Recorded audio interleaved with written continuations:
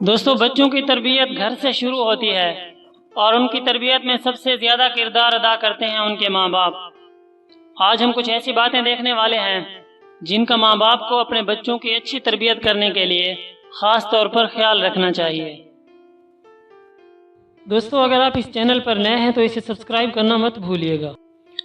Number 1، اپنے بچوں کو روزانہ اسپیشلی وقت دیں۔ ان کے سارے دن کی ایکٹیویٹیز کے بارے میں ان سے پوچھیں، انہیں اپنے قریب رکھیں۔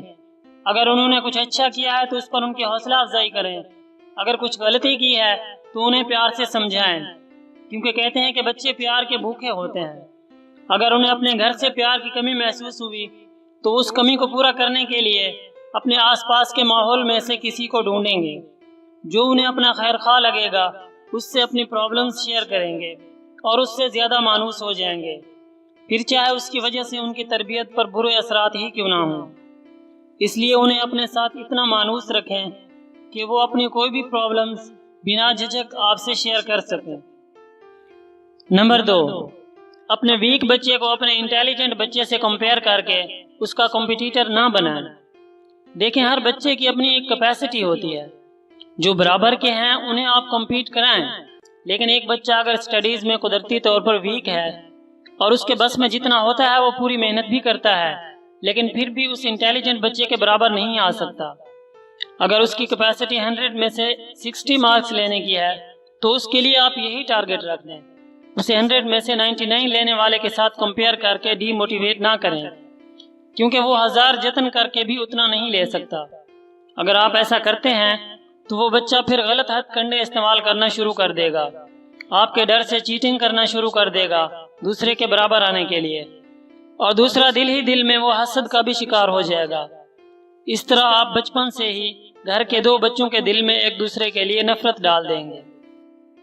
نمبر 3، کبھی بھی محفل میں بیٹھ کر اپنے بچے کے سامنے اس کے بارے میں نیگیٹو کمنٹس نہ دیں۔ اس سے آپ کا بچہ آپ لوگوں کی محفل میں بیٹھنے یا کسی سے کانفیڈنٹلی بات کرنے سے گھبرائے گا، کیونکہ اسے پتا ہے کہ آپ نے سب کے مائنڈ میں اس کا غلط امیج بنا دیا ہے۔ نمبر 4، اگر آپ کا بچہ اپنی سٹڈیز یا سوشل لائف کے بارے میں کوئی پرابلم آپ سے شیئر کرے تو اسے محض بہانہ قرار دے کر ٹال نہیں دینا چاہیے، بلکہ اس کی پرابلم کو سالو کرنا چاہیے، ورنہ آپ کا بچہ ڈر اور خوف کا شکار ہوگا اور خود کو انسیف محسوس کرے گا۔ نمبر 5، ماں باپ کو چاہیے کہ بچے کے سامنے ایک دوسرے کو برا بھلا نہ کہیں اور نہ ہی ایک دوسرے سے جھگڑیں، کیونکہ اس کا بچے کے مائنڈ پر بہت ہی نیگیٹو امپیکٹ ہوتا ہے۔